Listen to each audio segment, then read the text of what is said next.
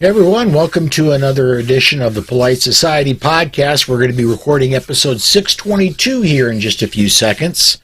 At least, yep, that's what the show notes say the episode number is. I lost count of episode numbers years ago, and if it weren't for Dana, I wouldn't know where the heck we were. So, yeah, it looks like Rob and Charlie and everybody's been busy in the show notes. Everything looks to be taken care of there. Anything we need to cover before I actually start pushing buttons here, guys? I'm good. All right. Good. All right. In that case, Masada Yub in 5, 4, 3. Hey gang, this is Masada Ayub from the Pro Arms Podcast. I'm here to remind you that our podcast is a member of the Self-Defense Radio Network, and I'm going to suggest you do what we do and check out the other podcasts at selfdefenseradio.net. Treat every firearm as if it's loaded. Never point a firearm at anything you're not willing to kill or destroy. Keep your finger off the trigger until you are on target and ready to fire. Always be sure of your target and what lies beyond it. Hey everybody, welcome to the Second Amendment Foundation's Polite Society podcast. We're recording this one on Monday, May the 2nd, 2022. I'm Paul Lathrop. I'm Rob Morris, and on tonight's show we talk about legislation in California that would let anyone sue gun manufacturers and gun sellers for anything at any time. I'm John Richardson, and we'll talk about Ted Cruz and his plans to stop ATF's jihad against self-made guns. I'm Charlie Cook, and we'll talk about Governor Ron DeSantis. He says he will sign constitutional carry or permitless carry into law. So climb aboard. Strap in. And hang on. Episode 622 of the Second Amendment Foundation's Polite Society podcast starts right now.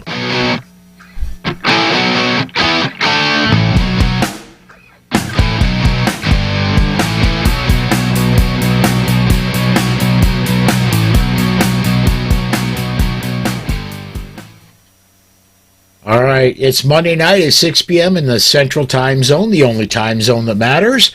And, Rob, normally I give you crap if you miss a week, but we all missed a week last week. So what you been up to the last few weeks, man? I was on Bill Frady's Lock and Load radio show. Our friend Ben Branham and I recorded another episode of Self-Defense Gun Stories, and I carried every day. Life's boring, and I love it. How about you, John? Well, I've missed the last few weeks due to work and school. I passed my Series 66 exam. I'm shaking my head. I should never have had to take in it. And my last paper for class has been submitted. I graduate next week with my associates in hunting and shooting sports management. I'm calling it my How I Spent My Pandemic degree. And for anyone who ever thought about working in the industry or running their own gun shop, I'd really highly recommend the program for either a certificate or a degree. How about you, Charlie? Well, I haven't been around for a couple weeks. I've had a pretty busy time. I've had some classes, some Utah classes, some home firearm safety classes. Last weekend, I did an Appleseed course, and the 3 levels for marksmanship are the 3 levels of achievement are marksman, sharpshooter, and rifleman, and I earned the rank of Englishman. You lobster back, you. I was telling everybody if I was around Concord on April 19, 1775, we would all be drinking warm beer, driving on the left side of the road, and have bad teeth. All right. Yes. Wow. Yesterday, I spent the day with Carrie Ann O'Clair, who is the Massachusetts representative of the DC Project and a leader of the Well-Armed Woman chapter, and she had a Women at the Range Day, and I instructed 24 ladies on how to use an AR, and I got a DC Project shirt. So I'm excited about that, or another DC Project shirt. There you go. Paul, you have some exciting stuff coming up. Well, I want to, if I could, real quick, I want to talk about what you did last Monday because you bailed on us, but that for a very good reason. You actually had somebody really cool sitting in the shotgun seat, man. I had this opportunity to have Evan Knappen in the passenger seat, and Wow. or in the shotgun seat. Yeah. So I heard that he had a sore throat. This is really bad. I heard he had a sore throat. I thought it was COVID. I'm like, oh my gosh, Evan Knappen's going to die. I'm not going to have him on the show. So I emailed him and said, hey, my name's Charlie. I've had a lot of guys from New Jersey on the show. I've had some of your clients on my show, and I would love to have you on the show. He called me up the next day. We spent 40 minutes on the phone. It's legit. It feels like old home week. He's like, come on up. We'll have cigars. We'll get something to eat. We'll hang out. And I drove a couple hours up to Concord, New Hampshire, and I filmed the show with Evan Knappen, and then we hung out and had cigars and talked shop, and then I went home. So that is where I was last week. Very cool. I want to get, we got some comments, and I've got to get some of these comments. Dana says, Charlie couldn't hit the broadside of the tavern? I missed the shingle. Like, they have a Morgan shingle on there from Captain Morgan, not the rum, which I thought, because I would have probably hit that all right. But they have a shingle that you have to hit that's supposedly the size of a target at a certain distance. And if you were, the deal was, if you could hit Morgan's shingle, you could be in his regiment. And if you couldn't hit Morgan's shingle, you could still be in his regiment, but you had to be a cook. So I guess I was golden either way, right? Yeah. Well, you're a cook, so there you go. I'm a cook by name, not by profession. All right. And then on my end, yeah, the Susan and I, not this coming weekend, but the weekend after, we're going to be taking our Uscc instructor certifications. So that's what we've got coming up. Very cool. On a programming level, I mean, not only do I do Polite Society podcasts, most people know that I do the Bullet for SAF. And Monday through Friday, 5 p.m. Central Time, I do the Bullet during the week. And then noon on Saturday, well, excuse me, the Saturday broadcasts for the next month are going to be sidelined. This coming Saturday, I've got a personal thing I'm taking care of. Next Saturday, Susan and I will be doing the USCCA instructor certification. Saturday after that, we're going to be in Atlanta. And the Saturday after that is the NRA annual meetings down in Houston. So the studio is going to be on the road. We may do some live broadcasts, but it won't be an official Bullet podcast. So that's what I've got going on. And I've got some of my voice coming back at me from somewhere. I don't know where. But anyway, let's do this. I want to talk to everybody real quick about Self-Defense Radio Network. As you can see, all your pro-freedom podcasts in one place. You can see Polite Society's up there right next to it. Self-Defense Gun Stories, Rob's podcast is up there. Guns Guide to Liberals is there. Riding Shotgun with Charlie is up there. All kinds of pro-freedom podcasts, not just guns. There's some prepping. There's some other stuff in there. Go check it out at sdrn.us. The subscription information is there. You can listen right off the website if you choose. I think what we're going to do now, we're going to go ahead and we're going to step off to break. When we come back, we're going to get to our news segment. We've got a lot of news to get to. So we'll do that. We'll be right back right after we hear from CNJFO. Hang on, everybody. Right back after this. New Jersey is a civil rights wasteland where an unconstitutional law known as justifiable need keeps ordinary citizens from exercising their right to bear arms. New Jersey spits in the eye of freedom, ignores the Bill of Rights and the Heller decision. New Jersey politics are an anti-civil rights bulldozer and a spreading cancer. The Coalition of New Jersey Firearms Owners, a tax-exempt nonprofit, has a goal to defeat justifiable need, reverse course on all anti-freedom laws, and render aid to other jurisdictions by filing Supreme Court-bound litigation. CNJFO is a beacon of freedom behind the Iron Curtain in New Jersey. Join CNJFO's strong, enthusiastic patriots. Support the coalition of New Jersey firearms owners today. Protect all our rights and return freedom to the Garden State. To donate or learn more, go to cnjfo.com. All right, we are back, and here's our news segment. We've got a lot of stuff to get into. Susan, what do we have first up on the list here? California State Senator Robert Hertzberg has introduced SB 1327, which would allow the state's attorney general, city or county attorneys, or anyone, regardless of whether they suffered harm, to sue the maker or seller of a firearm that was used to inflict harm. It specifically targets parts used to build firearms such as so-called ghost guns, MSRs, and 50 cal guns, all of which are currently banned in California. Remember, elected officials operate under qualified immunity, which protects them from civil suits. So there is no recourse to sue Newsom or Biden for failing to enforce the law. California's unsafe handgun roster has limited the number of makes of handguns available. Adding microstamping has made things worse. And what can the 18-year-old do in response to having one dead adult and another wounded after a home invasion? Not much. 18-year-olds are barred from purchasing any firearm.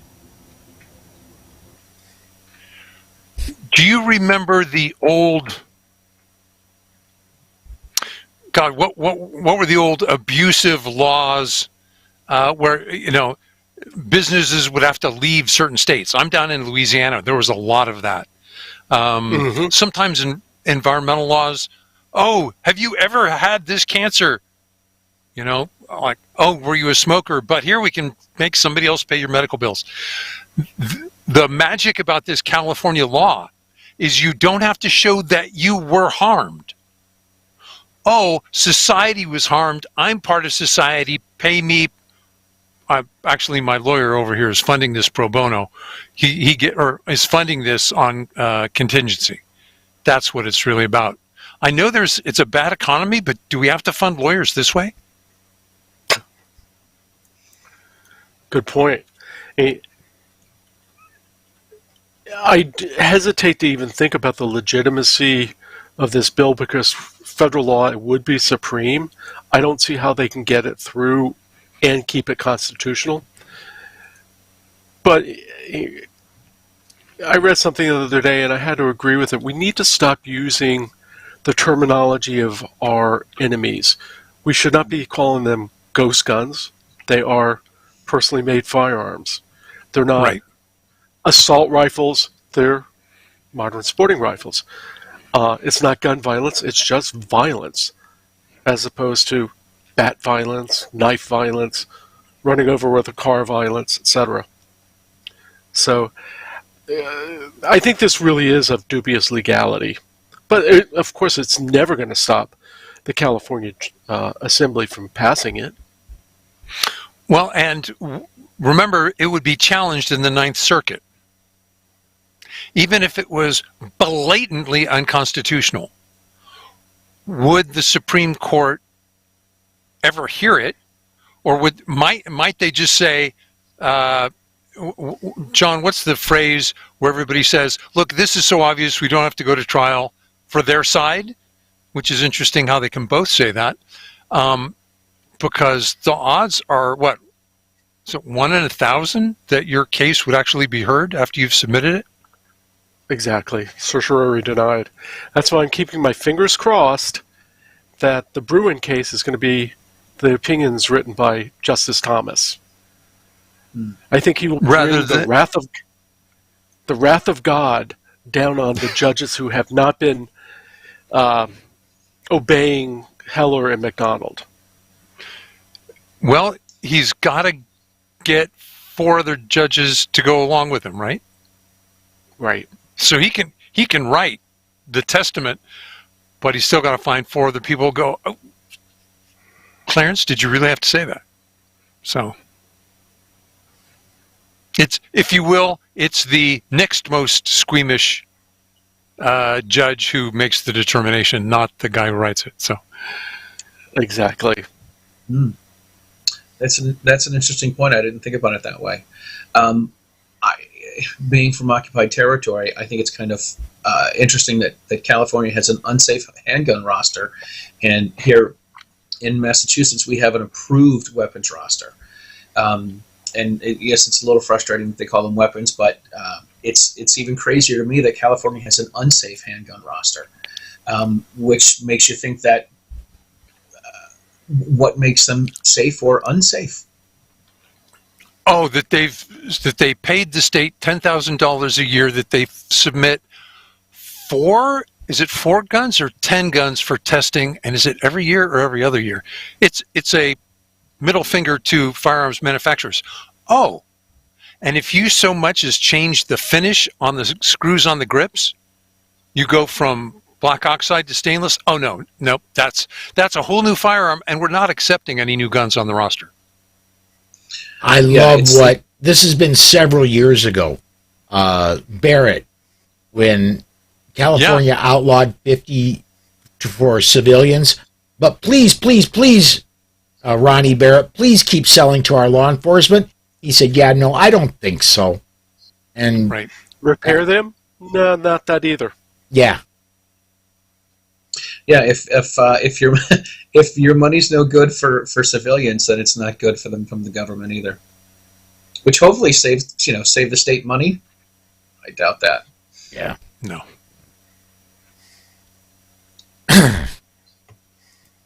But yet it didn't seem to change the government's mind any. That. Of course. Yeah. Yeah, I always tell folks that the guns that we can't buy.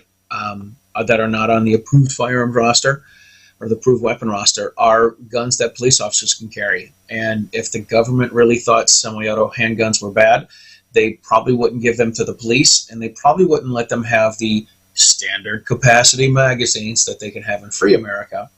And they probably shouldn't give those to the police. And they certainly wouldn't let the police have the patrol light rifles with the giggle switch. Right. Excellent point. It's amazing, and John, you just brought it up, using their nomenclature. Is it an assault rifle? Is it a weapon of war when I hold it, but it's a patrol rifle when a cop's got it? Is it the blue polyester that makes that look? I could wear blue polyester once a month, maybe. So yesterday when I was working with the ladies on teaching them how to handle ARs and load and shoot them, the AR that I was using was a fixed magazine AR, and it has a fixed 10-round magazine, and therefore, since it's a fixed mag receiver, it cannot be an assault weapon. So it had a pistol grip, a collapsible stock, a flash hider, and a bayonet lug, 4 of the 5 evil features to make it an assault weapon here in Massachusetts. And I thought it was great. I told every single lady, I'm like, so here, what we have here is an AR, and here's what AR stands for, if you don't remember. This one has a fixed magazine, so it can have all the evil features that an assault weapon would have. But if we could take the magazine out, then this would be an assault weapon. You have to load it through the port? So there's 2 choices. You could pop it open, pop one of the pins off and tilt the upper. Oh yeah, okay. There are this is where I feel like I really live in we live on 2 different planets, guys. I really do. There's this device that somebody came up with that holds 10 rounds, and it's a long rectangle that has a thumb hole in it, and it's essentially it's not a magazine because it doesn't have a spring. But you load the cartridges in this. It's a speed loader is what it is. You load the cartridges in this. You have to fix this behind the bolt. You push this little thing down. It pushes the 10 cartridges. It's a clip. The fixed. It's a stripper clip. It's not quite a stripper clip. It's ridiculous is really what it is. But it's yeah, I guess it's kind of like a stripper clip. It holds 10 rounds. You put the 10 rounds in through the side. You don't have to flip the upper receiver off. And you can load 10 rounds. I don't want to say relatively quickly, and I don't want to say it's easy to use because I was aggravated that I had to use this. Well, back to the unsafe roster. police in California can personally buy anything, any handgun they want, even if it's not on the unsafe roster. Yeah. There used to be a, quote, single shot exemption. So if you wanted a Gen 5 Glock, you got it with a long barrel and a phony mag. Oh, see, it's a target gun. And then you swapped out the barrel and put in the, once you had it. So, yes, right. I believe a couple years ago, our Attorney General went after one of the FFLs who was, I think he had a little business out of his house, but he was selling Gen 5 Glocks that did not have the loaded chamber indicator at the top of the barrel, and that's what she got him for selling Glocks that did not have loaded chamber indicators. Pete over at Gun Websites is commenting, the Antis made an attempt in the 1990s to remove guns in California by attacking their lack of safety. The Antis are able to get new California laws. That attempt was also attempted nationally. Smith & Wesson's Hillary hole. I'm so glad those days are behind us on the national level. And let's take a sidestep here, and it's not in show notes, guys, but Charlie and I just talked about this on the bullet here a little while ago. We're looking down the road not too far in the future. I'm expecting in the next month, on the outside 6 to 8 weeks, we're going to get that New York State Rifle and Pistol Association versus Bruin decision. I expect it to be, I would be surprised, not shocked, I would be surprised if it weren't. I would be shocked if it goes against us, and I would be surprised if it's not Thomas that writes it. So I expect it to go our way. I expect that we're going to have to sue New York, sue Hawaii, sue New Jersey, sue everybody that is currently shall issue or not shall issue. We're going to have to sue them all into compliance. Maryland. Yeah. They're going to pass shall issue, but you can carry within a 50-foot radius of your front door. Oh, it's not going to be that. It's not going to be that far. 15 meters, 49 and change. There you go. What? Okay, so was that an oblique request for funds for the Second Amendment, Paul? If so, no, it's a direct, because we're going to have to. All right, we're going to have to. Being subtle again. We're going to have to file suit against. There are 18 may issue states, or is it down to 15? I think it's 8. It's about 8 or 9 at the most. Okay. Yeah, I think it's 8. I mean, every time you went through them, I tried to count them off. There's Hawaii, California, and then everything else is on the East Coast. New York, New Jersey, Maryland, Massachusetts, Connecticut, and probably Rhode Island. Rhode Island, Delaware? Yeah. Oh, yeah, Rhode Island and Delaware. Yeah. They're small states, so maybe that's 1. I don't know.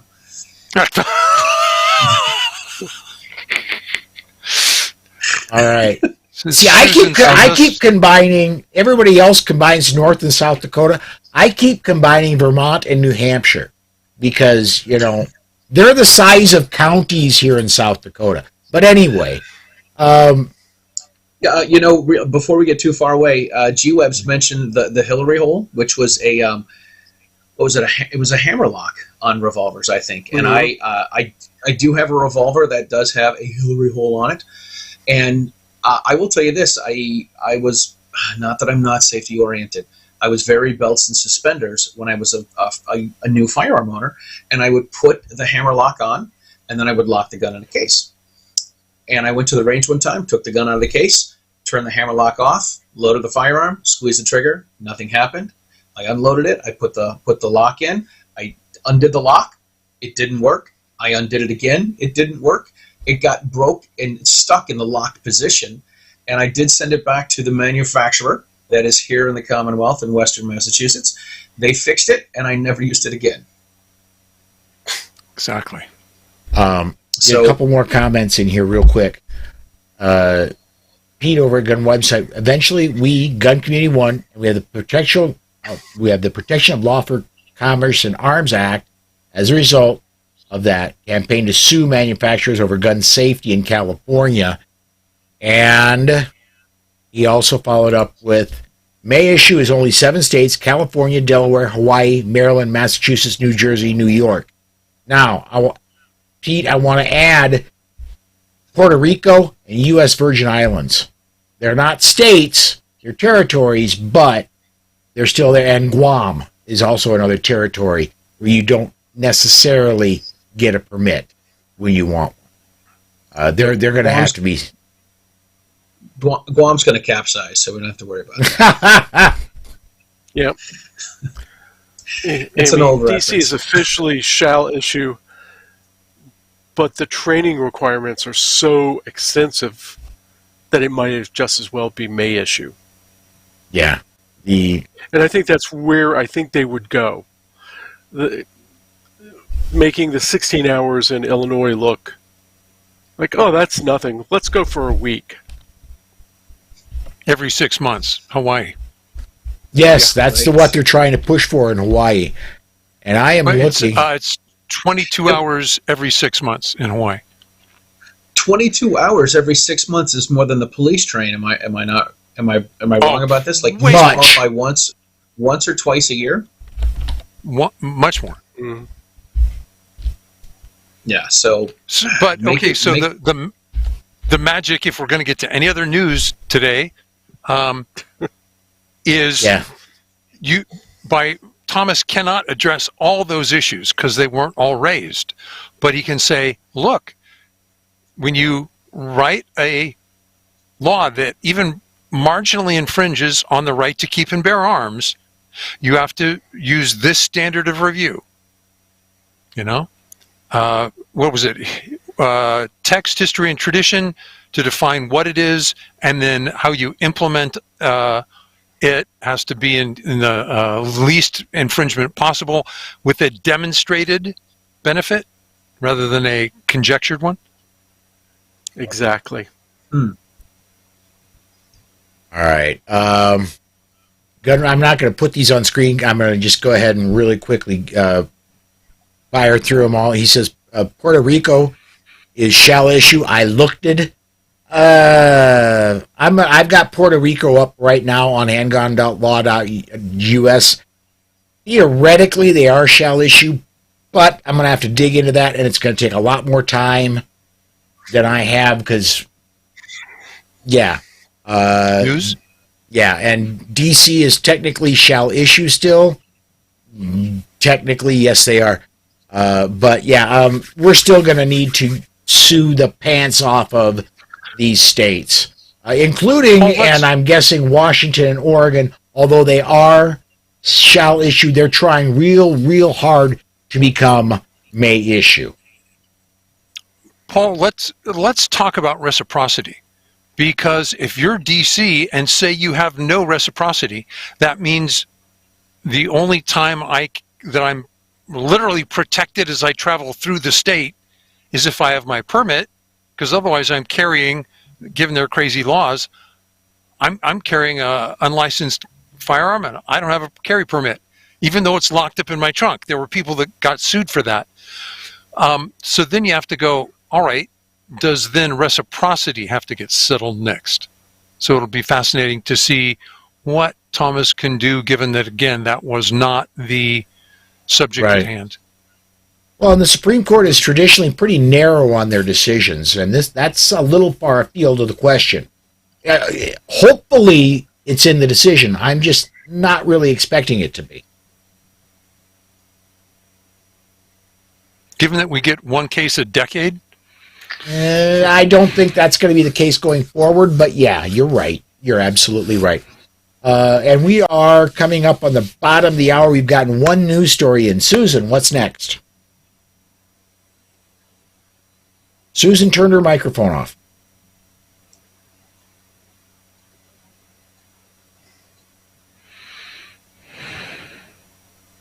And Susan has not turned her microphone on.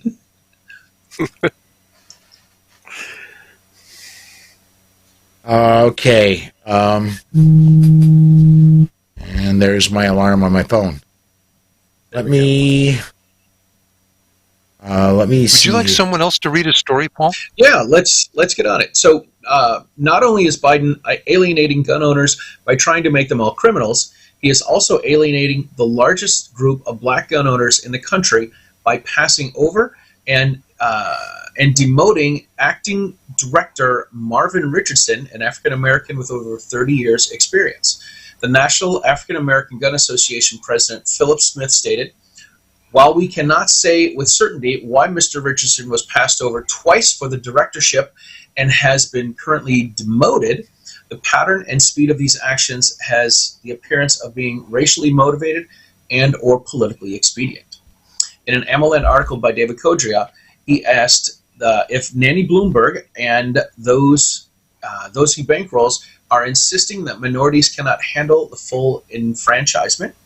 Was Richardson not moving fast enough to disenfranchise gun owners of America? We all know the gun control goes back to the 1600s and was meant to keep black slaves and free men both from owning firearms. And yet Maxine Waters, Sheila Jackson Lee, and Black Lives Matter are silent in the discrimination being shown.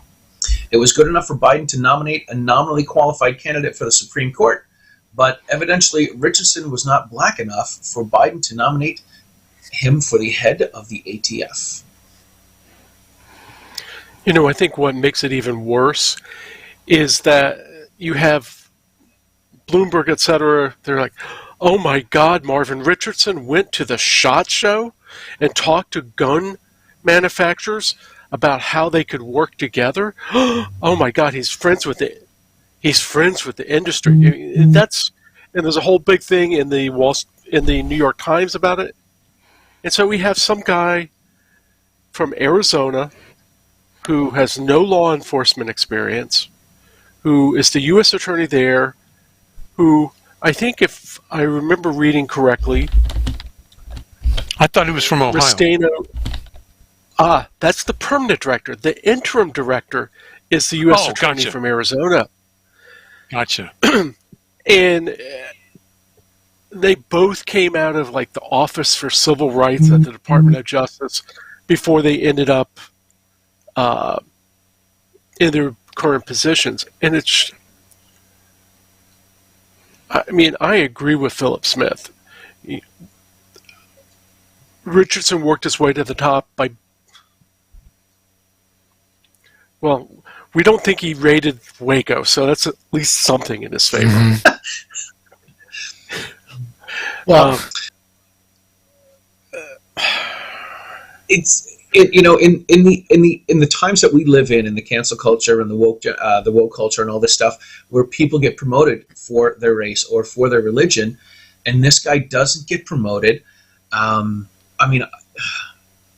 Should it?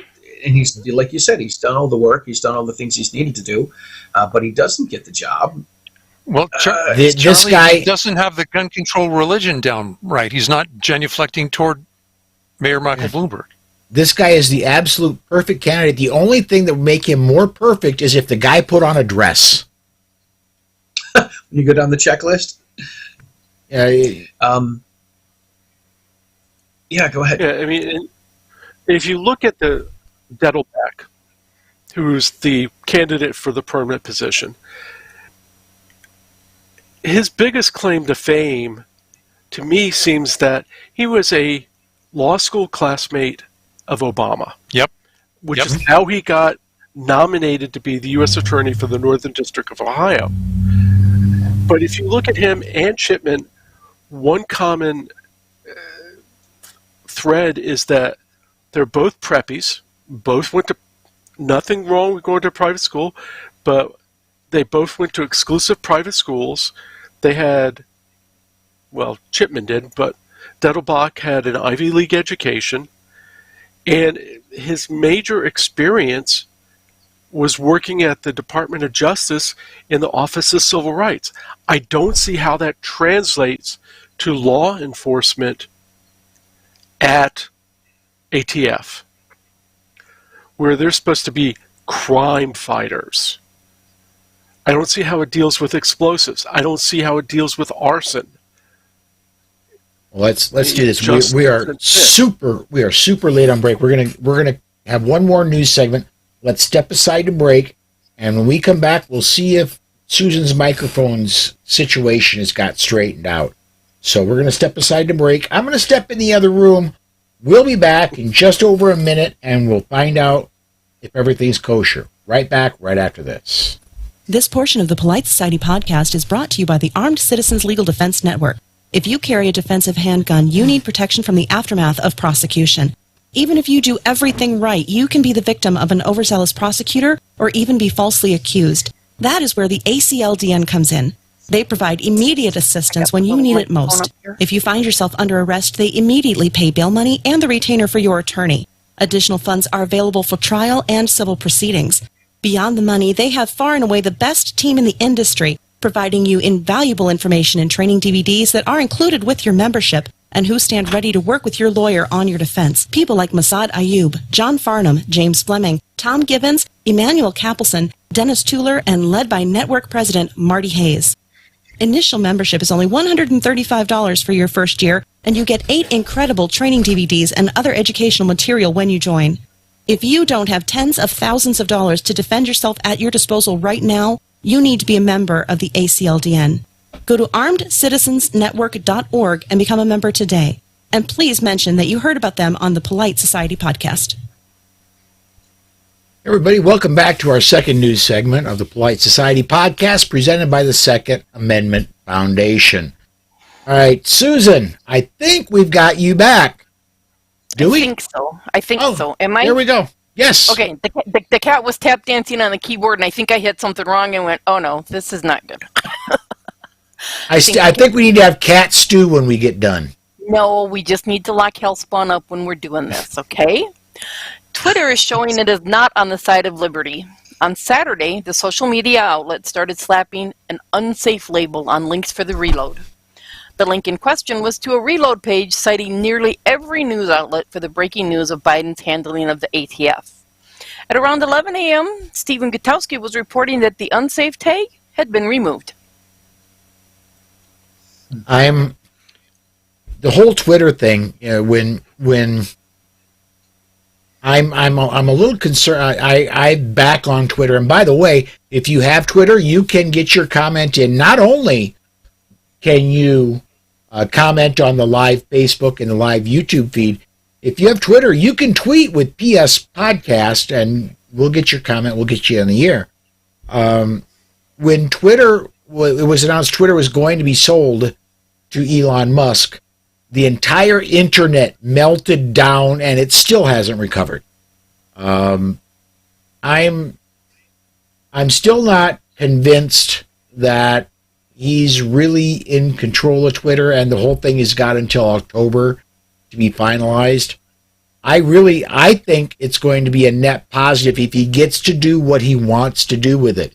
Making the algorithms open source so you can look, it's open for the world to know what makes things trend. That can only be positive. And by the way, Mr. Musk, if you're watching, go to Facebook next.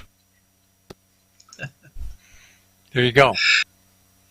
My deal with the whole Twitter situation is that I think that we've determined that having one person in charge of things is not good, whether it's for our side or against our side. So I don't know that having one I get that people own things. I don't know if having one person own it is going to be good in the long run, because what if he decides to change his attitude about something, and then all of a sudden we're back to where we are. And I get it's going to be better than what we have now, but what if something changes? It won't be any worse than it is now. This is true. It is the devil we know is... What's the devil we know is better than the devil we don't know? Something like this. Yeah. Or that take incremental progress and try again. Yeah. Right. Big John says he's playing wait and see about rejoining Twitter. I honestly have had Twitter since 2010, 2009, and I quit using it. in about 2010, 2011 because, well, multiple reasons. Number one, back then they had this, you had 155 or some odd characters. Right. I'm a verbose guy, okay? So let me talk. And that's one of the reasons I quit using Twitter back then. And then it just kept getting progressively more and more and more and more left. And now with free speech coming along, I kind of jumped back in. And until about 3 weeks ago, it had been 10 years since I tweeted. And I had 58 followers, most of whom were trucking because it was before the podcast when I had tweeted last. So, yeah, we'll see how it goes. I'm jumping back in. We'll see. If it's truly free speech, if he truly gets control and it truly is free speech, it's the best social media platform by far that we have. You are optimistically hopeful. Yes. Dana said, Elon said he was buying McDonald's so he can fix the ice cream machines. Yeah. And then a few tweets later, he said, yeah, but I'm not a miracle worker, so yeah. All right, Susan, I think we got a DeSantis story up next, don't we? Yes, we do. DeSantis is still claiming he will sign constitutional carry into law before he leaves the governor's office, but it's unclear when that will be. He is up for election this year. He has called for a special session of the legislature starting on May 23rd on property insurance, but he can add things to the docket. Will he add permitless carry to the list of items to be taken care of during that session? I think he's being a politician, is what I think is going on here. He says, right. Yes, I'm going to sign it before I leave office. Yeah, well, if he weren't running for re-election, that would say something to me. He can't pass it. He's the governor, not president of the Senate. Or anyway. Right. So he's got to get some sort of a bill from the Senate and the House and accept both of those, right? Right. Yeah. Yeah. That's what the process is. He's got to get a bill from the House and Senate. It's the same bill that passes both houses is what's got to happen. And he can't just... in Florida, and the problem is not DeSantis, is that Bloomberg has bought off some Republicans. Yes. Yep. Literally. On the other hand, he has some things they want. So we'll see how it works out.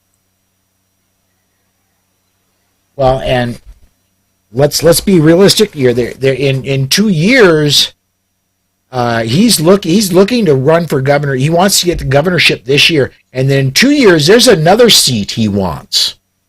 Right. Mm-hmm. Probably.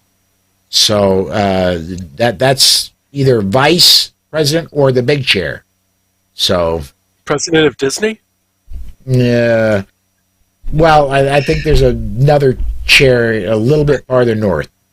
But gotcha. So if he is playing a game here, do we remember that he plays this game when he runs in 2024? Should he run in 2024? I guess that all depends on how successful he is at this game.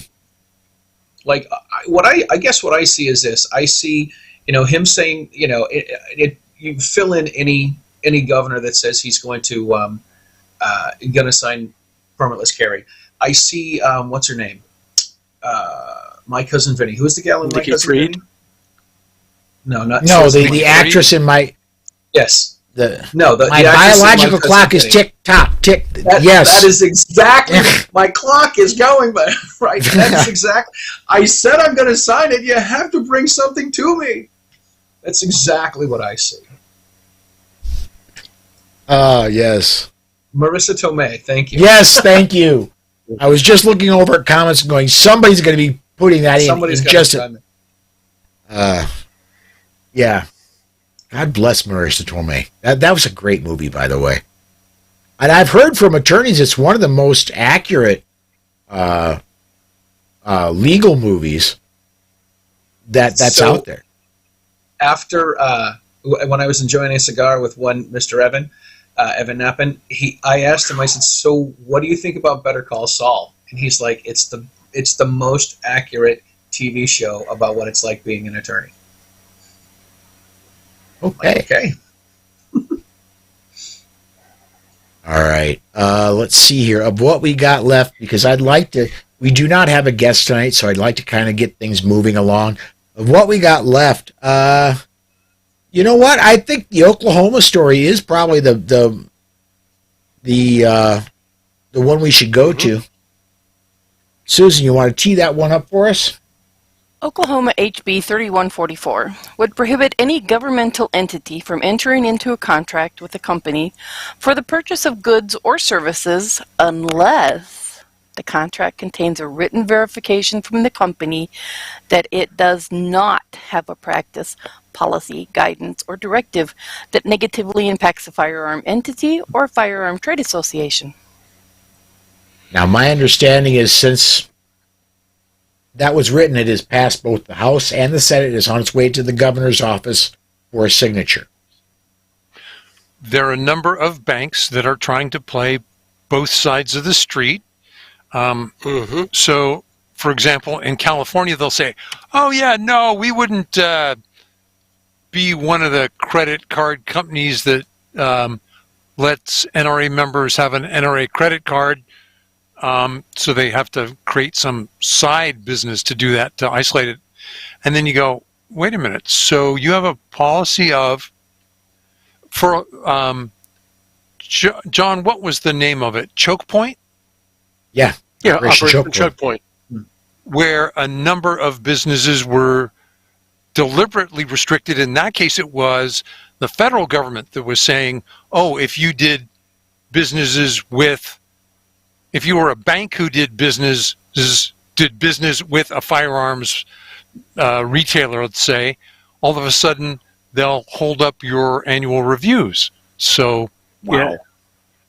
Yeah. They were calling it reputational risk, and they were throwing in firearms companies with pawn shops, marijuana dispensaries, and strip clubs. Yeah, it's amazing how Paul knew all about it. Never mind. Okay. Never mind. Well, what's the next story? I think it's interesting that the marijuana and the strip joints often work on a cash basis. Yeah. Well, that was because they had to, in large part. Yeah. All right. Well, let's do this. I want to get us. It is a little hard to swipe your card at the strip club. Yeah, no. And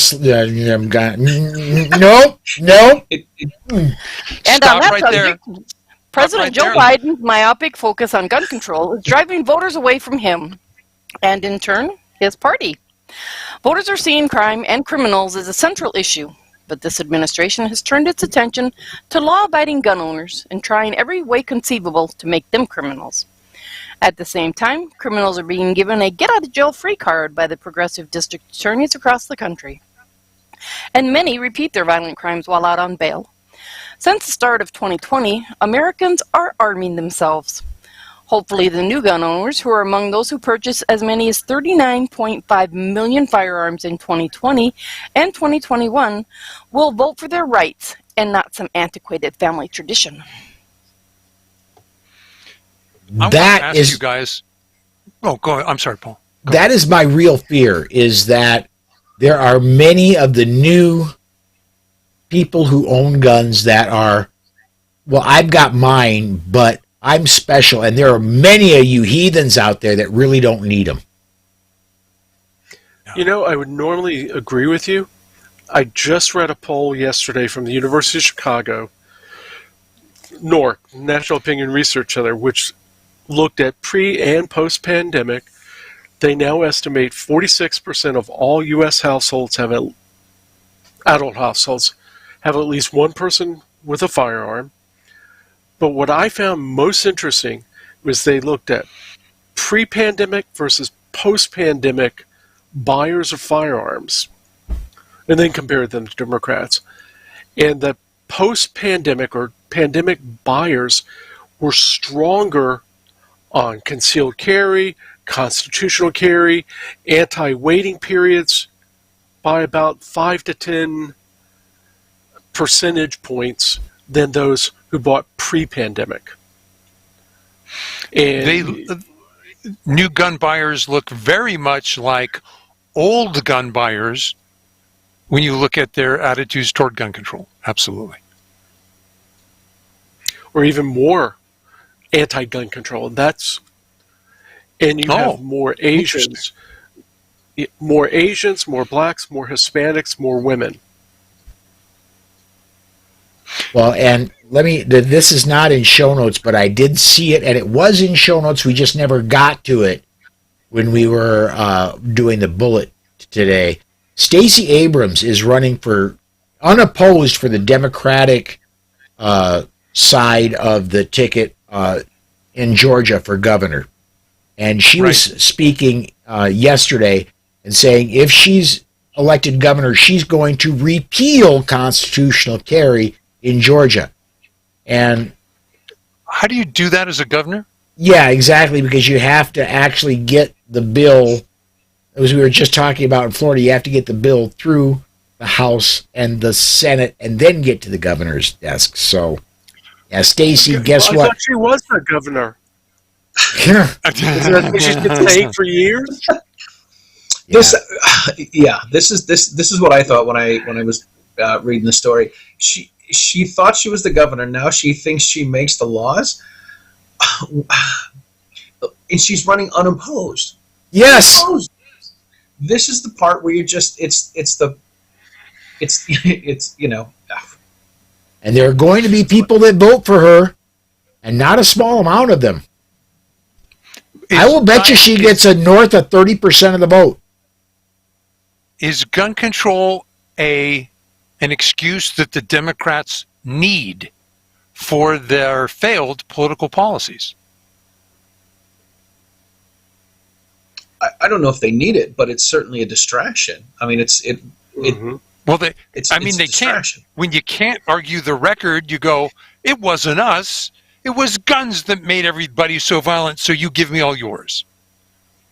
It gets them campaign contributions, and then they have to flood the market with their view of reality because they can't run on their record. Yeah. George over on the YouTube side says, seeing your city burn might change your outlook just a tad. And Very Mad Mike says, Abrams is a moron. Yeah. In other news, water's wet. Well, she was a nobody, and then she decided to run for governor and got $300 million, John? Could be. I think her last, it was like, who was it? Some New York politician bought a book or wrote a book, and a bunch of unions bought it and gave it away to their members. Does that look like a political contribution to you? Yeah, I mean, it's like the mayor of Baltimore, the former mayor who got indicted because her kid's book was picked up by the city schools and they were buying tons of them. There you go. Students. Yeah. All right, let's do this. I'm trying to keep this thing halfway on track. Let's step aside here. We can't let Susan go yet because we've got defensive gun use stories right on the other side of the break. I do want to get to the break. We'll be right back right after we hear from JPFO. Right back after this. In 1928, Germany required its citizens to register their firearms, making possible Hitler's 1938 Nazi Weapons Act, disarming all Jews. Now ask yourself, what is the real consequence of registration? All in favor of gun control, raise your right hand.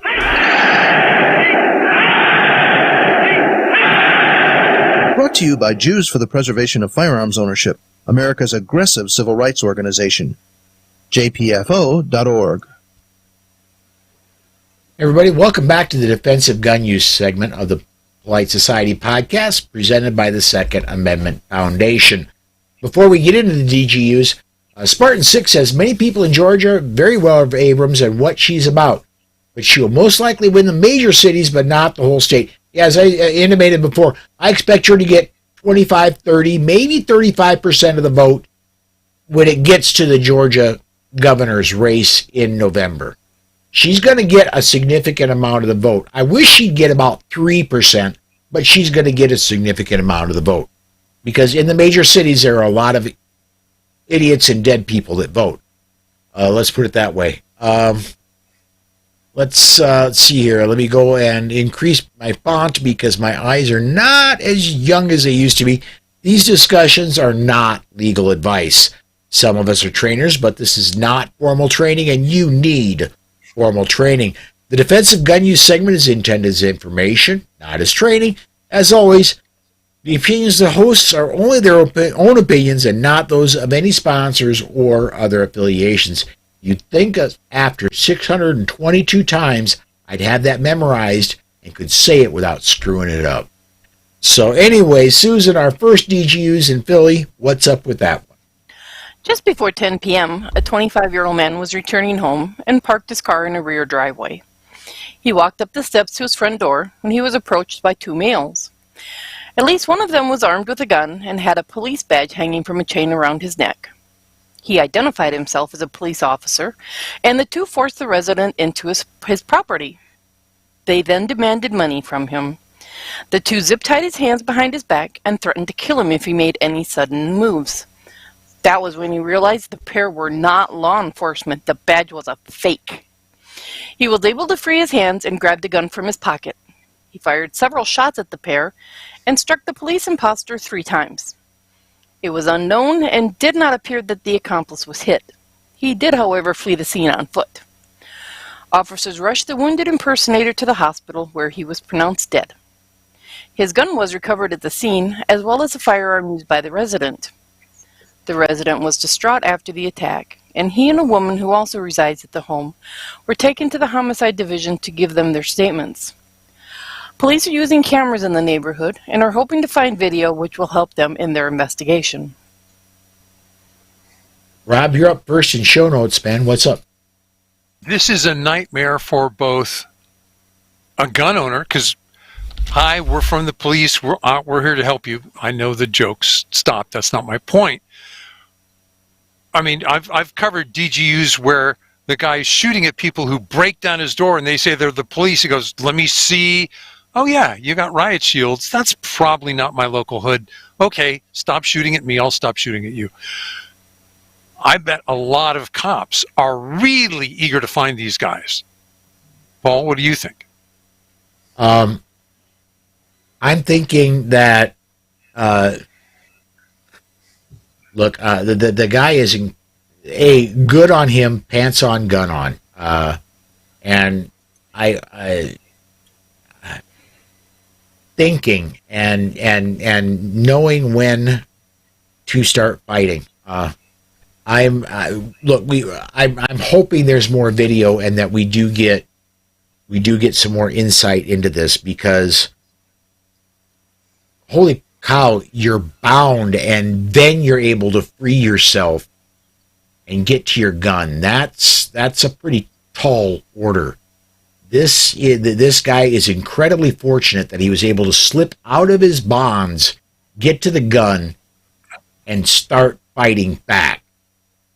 This is, what I'm trying to say is, don't wait until you're bound, because by then, it's too late. Okay, let's do it another way. You know that automatic motion detector light that you wanted to put in on your front porch? Mm-hmm. That lets you see the people around you when you leave, as well as when somebody comes up to your porch late at night. So it saves you. That's one. Let's have your girlfriend upstairs armed, because she was next on the list. And let's have your front door. So he was attacked as he locked his front door. Hey, there's this little switch on the inside often, or the lower lock. You close it, it locks automatically. Therefore, you don't turn your back to the outside world as you leave. Yeah.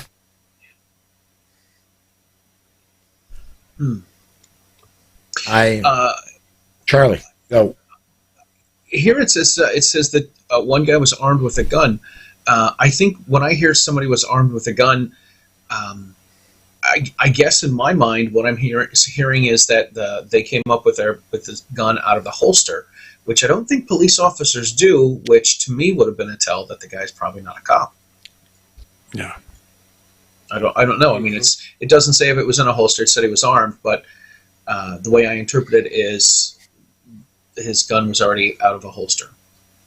Right. One thing I want to bring up is if you have only one gun, if you have only one handgun, you're going, if you ever have to use that handgun, guess what? It's going away. At least for a very long while. So if you have one gun, is that enough? No. Not if you ever have to use it. It's not. So, one is none. What's the you know how many guns you need, right? Just one more. Yeah, there you go. Yeah. All right, Susan, let's go down to Pensacola. At around 4:30 p.m., the Santa Rosa County Sheriff's Office started to receive calls about a suspicious person during a string of quick break-ins. One of the homeowners victimized during one of the break-ins fired several shots at the suspect, but there were no injuries reported. About 10 minutes later, the 32-year-old suspect was arrested. Sheriff Bob Johnson said, quote, "Probably 20 deputies get there, the dogs are out, he's jumping fences, breaking into houses as he goes. One of the homeowners whose house he was breaking into shot at him. So he continued to run. We finally cornered him in a house that he broke into, and we got him in the bedroom." End quote. Johnson said the homeowner who shot at Harris would not face charges and encouraged other residents to follow the shooter's example. I guess they did something wrong, which they did not. Oh, I guess they think they did something wrong, which they did not, sorry. If someone's breaking into your house, you're more than welcome to shoot them in Santa Rosa County. We prefer that you do, actually. So whoever that was, you're not in trouble. Come see us. We have a gun safety class we put on every other Saturday. If you take that, you'll shoot a lot better, and hopefully you'll save the taxpayers some money. End quote. The suspect has a long history of interactions with the police. His first came when he was 13, and since then he's had about 17 arrests. They sent him to prison for 6.5 years for home invasion, and he just can't seem to get the picture of crime does not pay. The sheriff showed surveillance of the hapless criminal barricading the door to a bedroom he was hiding in, and then proceeded to jump out of the window headfirst, shattering the glass. Deputies nabbed him in the backyard and made the arrest. He is now facing 7 charges related to his break-in spree, in addition to the aggravated assault, battery, and violation of probation charges, which were already in place. He is registered as a high-risk sex offender and had his bond set at $157,500. If you live in Santa Rosa County, or if your sheriff's office in your county offers anything like that, I don't care if you're Jerry Mikulik, please take your sheriff up on his offer. I don't care your skill level. If you go take a beginner's class, I'll just about guarantee you if you go in there with an open mind, you're going to learn something. Every time I take a handgun class, no matter what level of class it is, when I go in there, I try to go in there with an open mind with the goal of learning something, and every time I take a class, I do. So, if you have an opportunity to take a class like that, do it. Go in with an open mind. I guarantee you're going to pick something up, and I guarantee you your skills will improve. Let's see, John. I got to agree with you. Yeah. Yeah, I agree with you. Take them up on their offer, and I really wish more sheriffs and police departments would offer classes like that. I mean, they have ranges which we as taxpayers have paid for, and for the most part, they sit empty more often than they are used. What would be a better use than to have training classes in a supervised situation on a good range for your average homeowner, for your average good guy? And even then, have hours where it's, I don't want to call it free shoot, but where you can come and practice. Let concealed carry classes be held on your range. Anyway, Rob? Paul, I read this story a little differently. The way I read it, the homeowner had never, someone breaks in through his, let's say, his garage, he shoots at them, misses, holsters his gun, and never calls the police. Right. Whoops. So we have millions of new gun owners. They're still learning how to shoot, and they're still learning what to do after they use a firearm to defend themselves. If they so much as touch the gun, call 911. You want to win the race to the phone. And if you're an experienced gun owner and some of your friends are new, talk to them about this. They don't know what they don't know. The great point by Big John 410. I'm going to swag. I'm thinking that is where I used to use it. I used to use that term a long time ago when I was a kid in scientific wild ass, yes, and say the homeowner was a person prohibited. That could very well be. Might be. Good catch, John. And let's see here. I figure I had 5 million chances to be right with all the new gun owners. So I'm playing the odds, John. It's 1 in 5,000,001. So yeah. Spartan 6, as bad as it sounds, we have come to a point in America we really can't trust anyone we don't personally know because people can easily impersonate police now. Yep. Yeah, and then Very Mad Mike says police ranges should be open to the public when feasible. You know, I'm glad the police ranges are there. They're needed for police training. Unfortunately, they're not used enough. I agree. When plausible, I think they should be open for the public. Guys, make me smarter. I've trained on a range that was exclusively for the police. In my area, the police train on the local ranges. That are just, private ranges. Is there... Why do the police necessarily need their own range? If there's an academy, I get it. Mark Hookham, who is a listener, and I've trained with Mark. Mark helped me when Masada Yub come up here to do the Mag 40. Mark is a range safety officer that worked, and he's taken the Mag 40, and he's worked the Mag 40 for me. He works at a police range up in Minneapolis, and I don't see him commenting, but he'd be a great one to comment on that. I don't see him. I haven't seen him commenting. Mark, if you see the show and you have an answer, please get a hold of me on either my website or Facebook. I'd love to know. Yeah. This story to me reminds me of Sheriff Grady Judd, the other sheriff in Florida that said, "Hey, they shot him 67 times because that's all the ammunition they had." Carry more mags. Right. When I saw the story, I'm like, is this the same guy? No, Bob Johnson. Well, I think there's a political message here to this criminal. This is the sheriff's. The sheriff is trying to do what the judicial system can't. The judicial system can't get through to this guy. The sheriff is saying, "We're going to kill you. Please change your ways." There you go. Mm-hmm. Yeah. Back to not only does crime does not pay, crime might end up killing you. So, yes. And save the taxpayers a lot of money. Yes, that's his point. And honestly, this, forgive me for saying this, that would be the best solution, because then maybe it would wake up the other criminals to say, "Hey, listen, if I break into someone's house, they're going to shoot me. They've gone to the police station. They have their permit. They've taken the class with the police. I might get shot. Maybe I should find a regular job. Maybe I should find a new career." There you go. Well, and I hate to be morbid here, but well, if the guy is shot and killed, it's going to cost the county $8,000 for a pauper's funeral.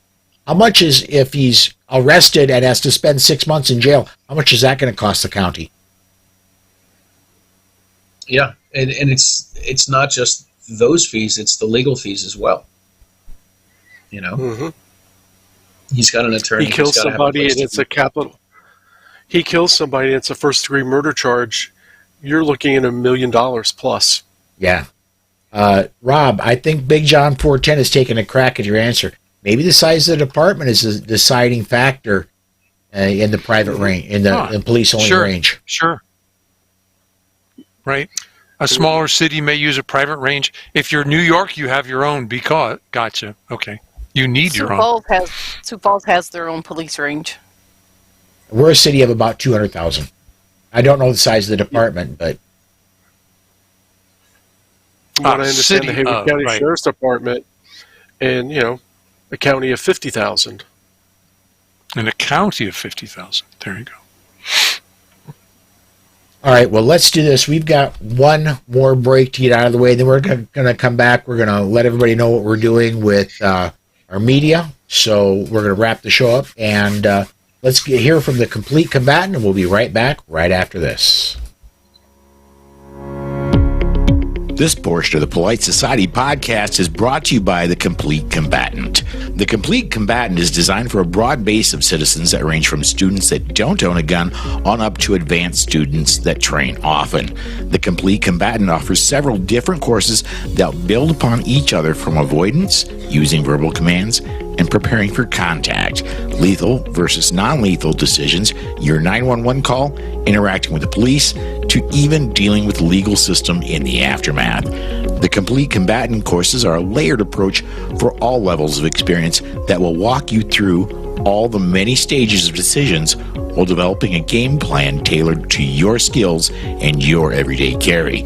Please visit www.thecompletecombatant.com and make sure you mention this ad to receive 15% off. Again, that's www.thecompletecombatant.com and mention the ad for 15% off.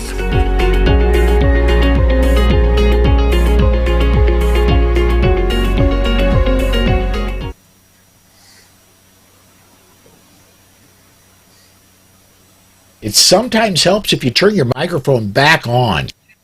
Yes. We're back. Trained professionals. This is the final segment of the Polite Society podcast presented by the Second Amendment Foundation.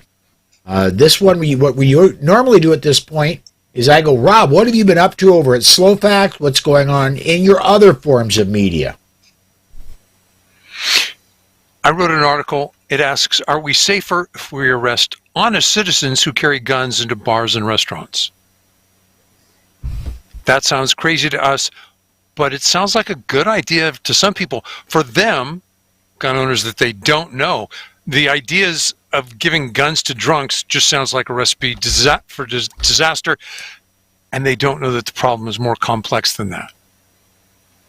In this debate, I say that where you end up is usually pretty close to where you started, and I want to move the discussion a little farther.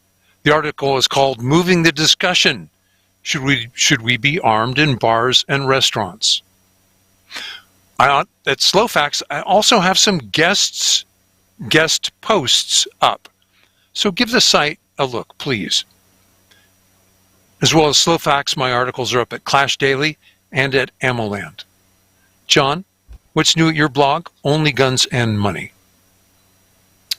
Well, first I'm going to say is here in North Carolina, we finally got it changed so that you were allowed to carry in a restaurant that served alcohol. However, you're not allowed to have consumed any alcohol. So we do allow it, and we had a fight for it. So, thank you. What's new at Only Guns and Money? Well, I learned a new word for permitless carry. I knew unrestricted or constitutional carry, but now, thanks to Shannon Watts, I learned that some people call it criminal carry. Well, Shannon is entitled to her free speech, or is it criminal speech? onto a more agreeable subject, I was given a tour of the gunsmithing workshops and classrooms at Montgomery Community College. All I can say is, wow, they are well equipped. At the same time I was there, I also ran into U.S. Representative Ted Budd, who is probably going to be our next U.S. Senator, who was getting a tour of the facility by the president of the college. When the president of the college takes you around, you know it's pretty decent, and they're proud of it.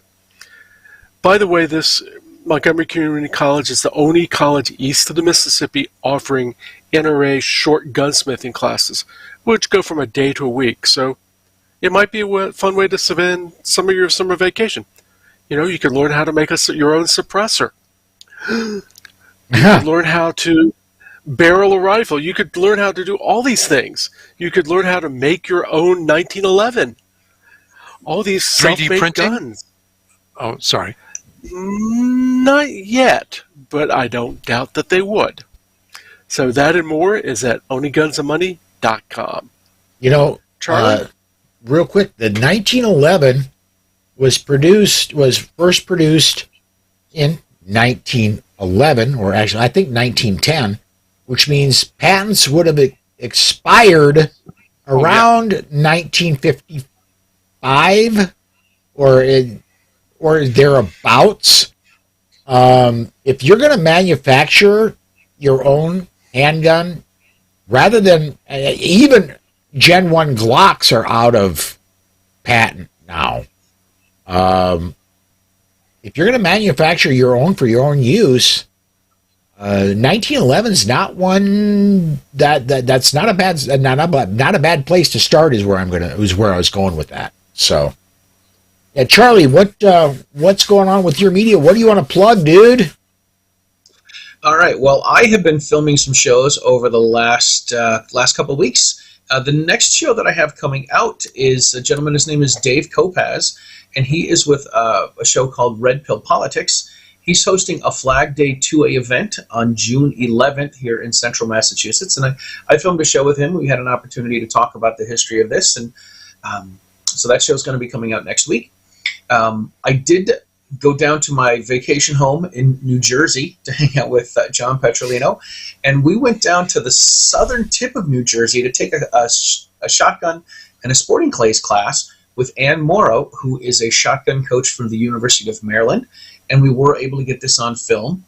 And we went out to eat with her, and we got that on film as well. So we're going to, the show is taking some sort of a new format, so this is going to be a lot of editing that I need to learn how to do.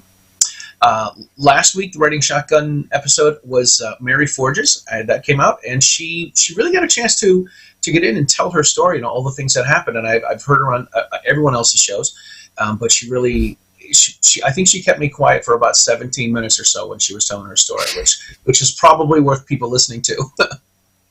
That's a record of some kind, right? It really is.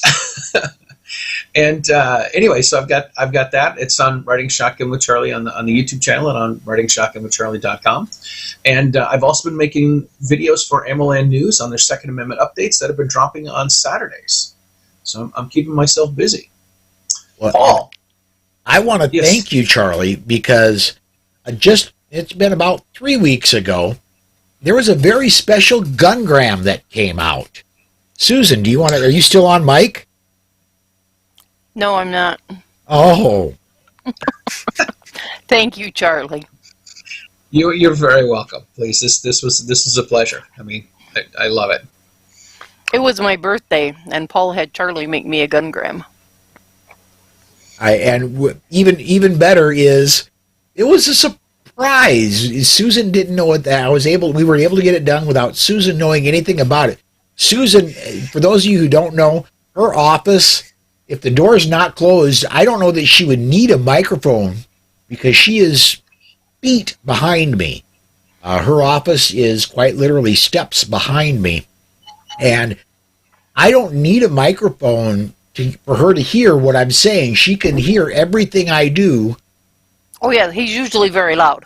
Yeah, my voice projects well. And I do good at command voice at the range. Yes, so, but we were able to arrange this, Charlie and I, without Susan knowing about it. And so The morning of her birthday, I was able to surprise her with this gungram, and it was a very cool experience to be able to surprise her with that. I'm glad that we were able to get a picture of the two of you that we used in the video, and I got Paul introducing the gungram, wishing you a happy birthday, which I thought was wonderful. Did he tell you about that picture? He did not. Is it your regular attire for you guys in Sioux Falls? That was the day we renewed our wedding vows for our 26th wedding anniversary. Very cool, very cool. That was when I was thinking about putting a picture in. I wanted to go through Paul's photos and dig something like that up. I didn't know it was the wedding picture, but that was the one I was thinking of. Yep, that was the wedding picture when we redid our vows. Yep. Nice. Before we take off and shut everyone, on my end, the one show I want to plug is the Bullet from last Friday. We had Tom Walls on from the Firearms Academy of Seattle, and we talked about de-escalation. There is a ton of good stuff. I'm currently in the process, and it takes me a very long time to write. I'm currently in the process of writing an article for it for the Gun Mag. I will probably get that finished up tonight or in the morning and look for it tomorrow on the Gun Mag. But if you are, I would encourage you just go ahead, and it's on the same place you're watching this right now. Go back to Friday's episode and watch that episode, or you can download it if you're a podcast listener. A lot of great stuff on that de-escalation episode. If you happen to catch yourself in a situation where you're not very comfortable, a lot of information there that may allow you to get out of it without thickening the situation. Let's put it that way. Get out of it quietly? Yes, absolutely. Let's get a couple more comments in here on our way out the door. Spartan 6, going back to the ranges, says, I live where we have WMAs that have a good ranges, 25 and 100 yards, open to the public. All you need is a hunting or fishing license. That's very cool. Very Mad Mike over on the YouTube side says, New York City, average cost of a range membership is $500 per year. Add the cost of ammo and targets, that's a considerable cost. Oh, yeah. Absolutely. Susan, what's the, now there is I'm using air quotes here, Gun Tree Club. That is about 1.5 miles from us, and it's where we're going to be going to take the USCCA instructors course.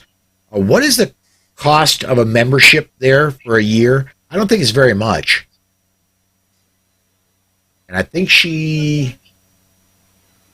Give me a minute. Oh, okay. She has to look it up. We're members there, but because she's she's military. I'm not. Susan is former military, but we get it for very, very inexpensively. An annual for family for two of us is $800 a year. Yeah, and so now, if we just rent the range, it's $15 for 30 minutes because I'm a vet. Yeah. So it's very inexpensive here. And then going to the drinking thing that Rob was talking about, Very Mad Mike says, drinking while driving or concealed carry is not a good thing or should be legal. Let's not forget being buzzed. I'm going to lean on the libertarian side of this one. And I'm going to say personal responsibility, folks. I since my health issues, the one thing I have totally cut out on my doctor's advice, and I've been able to absolutely stick to, is I no longer drink alcohol. But I don't care if you do or not. That's totally up to you. If I still buy people adult beverages, I'll sit and drink a non-alcoholic beer while you drink whatever you choose, and I'm cool with that. Just all I ask is you know where your limit is, and you know if you start feeling the buzz, it's time to disarm. Just know your limit, know what's about for you. Just as if you know you know.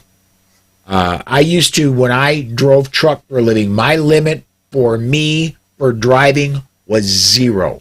If I had 1 beer, one mixed drink, I would not drive a commercial vehicle for 24 hours. That was my limit I set for myself. And back when I was drinking, I had the same limit for carrying. But that's personal. I don't like setting limits for other people. That's kind of where I sit. Anybody else want to chime in for that one? I spent years learning what my limit was, and I know that if I'm carrying and I go into a restaurant and I'm going to have an adult beverage, I'll have something to eat with it, and I limit myself to one. If I'm going to go in and have 7 Jack and Cokes, I leave my gun in the car and I just take knives with me. Okay. And if you order a steak, they'll actually give you a knife. So yes, I'm going to think about it. Very, very crappy one, but usually they'll give you one. Yes, right. I mean, you can cut butter, melt it, but yeah, isn't that interesting? I wonder if they'd get offended if you brought your own knife out when they set your steak in front of you. It's okay. I've got mine. That's a knife. Exactly. That's a knife. Exactly. And Rob's Australian is much better than mine. So let's go ahead. Let's do this. Let's go ahead and shut it down. We are right on. When we have a guest, I like to be out of here in 90 minutes. When we don't, I like to be out of here in an hour. We're coming up on 90 minutes, and we didn't have a guest. So let's go ahead and shut it down. Everybody, thank you for watching. Thank you for participating. And we will see you next Monday night, 6 p.m. Central Time. Until then, have a great week, everybody. And where did I go to show notes? We probably need to do a traditional one of these then, huh? That wraps up another episode of the Second Amendment Foundation's Polite Society podcast. So for Amy, Dana, Tracy, John, Susan, Amanda, Robin, Charlie, and Rob. Until next time.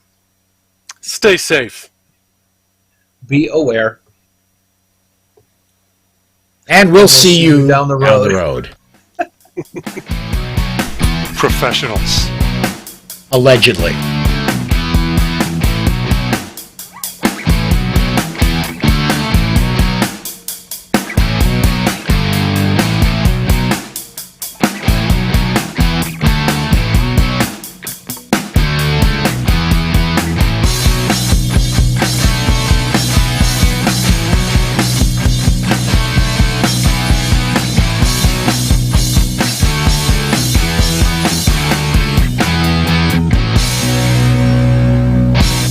The views and opinions on the show you just heard are those of the host and the guest and are not necessarily the views of any sponsors or other affiliations.